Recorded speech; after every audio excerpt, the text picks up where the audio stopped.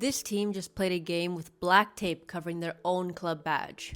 Here's why. This is Dijon woman, 5th in the French First Division, 8 consecutive years in the top flight. Last season, they made the title playoffs versus Lyon, but despite having great results, this team could lose their professional status by next season. And what is the club president doing? Well, he's pouring money into the men's team in the 3rd division, leaving the woman with, well, nothing. The players released a public statement saying they felt unwanted from day one and that they found out that their team was essentially gonna disappear through a post on the club website. They didn't even tell them face to face. And to make matters worse, the club says that the women's side loses up to 1.5 million euros per year.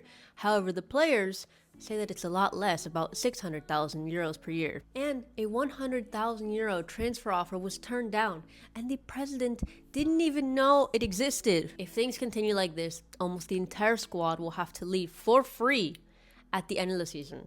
Yet they're still turning up week after week, giving performances for a team that has essentially abandoned them. So what have the players been doing? Well, like I said, they showed up at a game against Lyon with black tape covering the club badge on their jerseys. And the Lyon players joined them, posing in photos with them with shirts that say Respect Women's Football. Even the men's team went out on the pitch for one of their games wearing the Respect Women's Football shirts.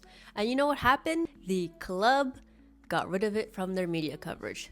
Just acted like that didn't happen. Football legend Wendy Renard spoke out about Dijon, saying that letting this team die is unacceptable. And that this case is just another example of how women's football in France is still not protected. Players across France have been fighting for a collective agreement that would protect their basic rights for almost 3 years. These players are fighting for their survival while still playing some of their best football. The Dijon board went from demanding millions for the women's team to being willing to just hand them over for nothing. Women's football keeps proving again and again and again that it deserves better. Share this, there are more cases like this, and they all deserve to be heard.